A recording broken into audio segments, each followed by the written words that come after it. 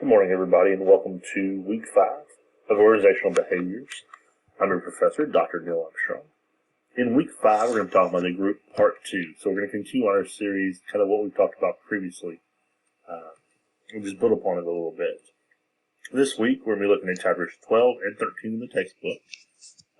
Definitely want to look at some of the different items here. We want to talk about the difference between power and leadership and power, and see kind of how power kind of leads the group, and kind of look at the 5 bases of power on that, and explain the dependency and power relationships as well. So those are kind of the things we're going to talk about this week. Let me go and see if I can show you kind of the assignments we got this week as well.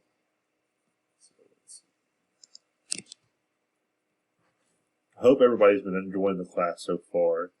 Let's see, we got discussion board posts, which you guys are going to post on, and then I'll respond to you guys as well, and you have an assignment as well.